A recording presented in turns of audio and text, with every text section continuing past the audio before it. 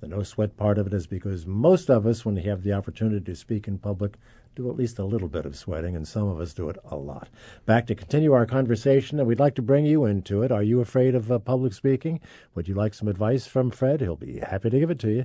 We'll be back in just a moment. This is St. Louis on the Air on St. Louis Public Radio, 90.7 KWMU. Hello again. Welcome back to St. Louis on the Air. My guest is Fred Miller, the author of No Sweat Public Speaking, and that's what we're talking about, being able to make that presentation or deliver that speech without sweating and without fearing it. We'd like to get you into the discussion. I mentioned that a moment ago, but didn't give you the number. It's 382-8255, 382-TALK. You can email us at talk@stlpublicradio.org. You can send us a tweet at STL on Air, and you can also find us on Facebook. A couple of other things, Fred, as we await calls, that we should talk about, and one of them is humor. You know, a lot of people think that it's really important to get the speech off with a good joke. Is it a good idea? Humor is tough. I mean, humor is really tough. It can be icing on the cake, but if you're not funny, they're going to be laughing at you instead of with you. But how do you know you're not funny? Well, they'll let you know. Until it's too late. Yeah, it's how you recover from it. Because I've seen the best of the best. Jay Leno and others just bomb. Now, if you're going to use humor, it needs to be related to your topic. Some people think you can just get up, tell a joke, and that's how to start all presentations. It isn't. And the best humor, self-effacing. No doubt about it. Make fun of yourself. How about interactive, getting the audience in on it?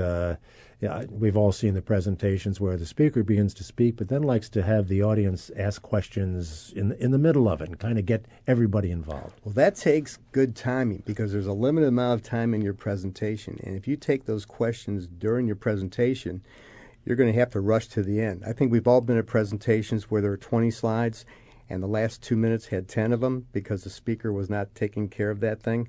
What we usually recommend is to do your opening body and then have question and answer session before your closing.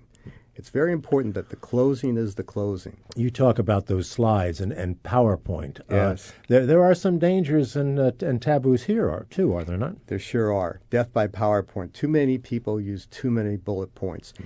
Bullet points do not reinforce. They confuse, compete, and complicate. The best thing to use is images, and you supply the text.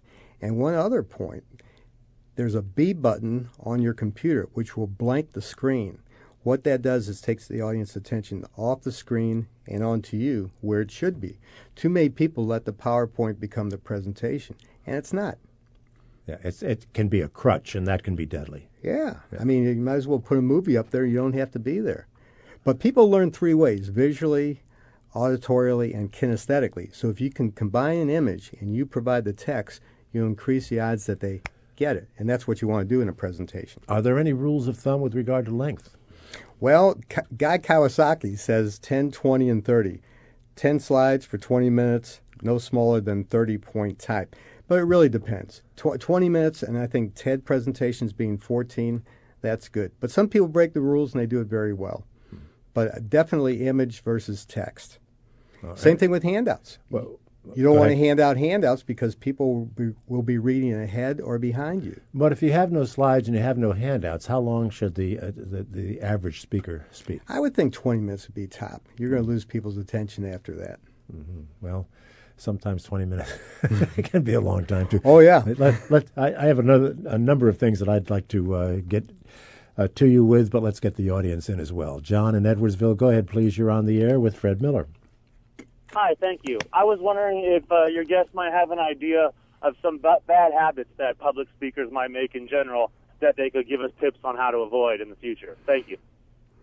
Oh, well, one of the first ones is filling the blank space with ahs and ers and other fillers. You really want to pause. Pause is the last of the verbal communication tools, and it's dynamite. You want to pause before you speak.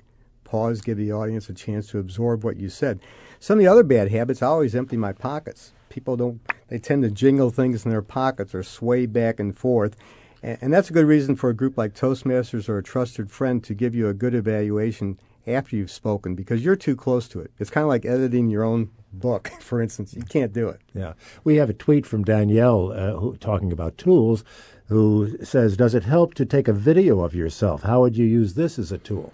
Oh, yeah. Yeah, I've watched the video of myself. I had a tendency to lean, and yeah, videos are great. It's tough to watch. You probably want to watch them by yourself initially, but again, you can catch those little habits, those little nervous things that are distractions to the audience.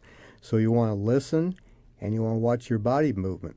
Do you ever get to a point, Fred, where you don't have to rely on these tools, where you've done it enough that you don't have to do I all haven't. the practice? I haven't. No, no. I think you neither always have have I. to. But I'm just wondering if people who do this a lot just, There might be. yeah. Sure. Yeah, some people are just tremendous with it. But again, Steve Jobs, the best of the best, practices for weeks for a 45-minute presentation.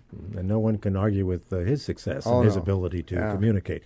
Let's take a call from Lynn in University City. Lynn, go ahead. You're on the air. Hello. Thank you for taking my call. I am a science teacher, high school science teacher. I have been speaking for 20 years as a teacher. I'm a presiding officer in many organizations. I have no trouble at all speaking in public. None. I love it. My problem is my voice is not loud enough. People can't hear me, and I don't know what to do. Well, that's a good question. I've talked to several people who've had the same problem. There are actually portable equipment available that will project your voice, a microphone and an amplifier. There are some that you can just put around your waist and have a little lavalier mic. You might search Amazon or some other sites, because that's, if you wind up yelling or trying to speak louder, you'll wind up yelling at people and you'll hurt your vocal cords. So I would look into an amplifier system that you can actually have on your waist, or maybe a small portable one that you can set down the speaker. I guess I have seen those. I've seen other people use those in leading small groups. Now, that's a good idea. I was just hoping. I have colleagues who they don't express any effort. They just have these naturally loud voices that carry. Some people do, but if you don't have that, you probably never will, but a projection system of your own will solve that problem. If you've ever been on a tour, the tour guy has something like that. Exactly. Yes, exactly. I didn't think of that. Okay, well, thank you. I will look into that. And thank you so much for the call. Well, this brings to mind another issue, and that is being familiar with the spot from which you're going to speak and knowing whether or not you do have the ability for your PowerPoint presentation, or whether there is a microphone there that's going to work, whether there is enough light to shine on your paper if you're reading, whether it's notes or whether it's the speech itself, enough to be able to actually read it. You have to get there a little bit in advance and work that out. Yeah. The same, maybe even scope it out a couple days in advance, but to your point, arrive early, because it could have changed from the day that you first saw it. Maybe the arrangement of the room changed. But there's other reasons to arrive early. I'm glad you mentioned it. You want to meet and greet people. What that will do is lessen your anxiety. It is amazing, just meeting someone and talking to a group that you've just said hello and introduced yourself will lower that anxiety. Along the same lines, I want to mention this about getting there early. Insist on name tags. What name tags do, they close the gap. They reach out and they pull you in. So it makes that meeting and greeting process so much easier, and it will lower your anxiety. Well, how much clout does the speaker have with regard to making demands for the name tags, or for, a lavalier microphone instead of a table mic? Yeah, good point. If you don't ask, you don't get. And I bring my own name tags and a Sharpie pen. So I'll get there early and just start handing them out. You do what you can. You have to be prepared for things that will happen and go wrong. Well, to the point about having you write the introduction that someone else is going to make of you, and bring a couple of extra copies. Oh, yeah. Go over it with them. Bring a copy. Stuff happens. Be prepared for everything that could go wrong. Well, why would you need extra copies? He may not bring it, that's for sure. Or there may be another introducer. I've had that happen. Sent it to a lady. She missed a meeting. I had to give it to someone else. But emphasize how important it is. It'll set the stage for you. Yeah. Let's take an email question from Greg in St. Charles, who asks, how do you gauge audience reaction and use it to tweak your approach while you're talking? Oh, that's an excellent question.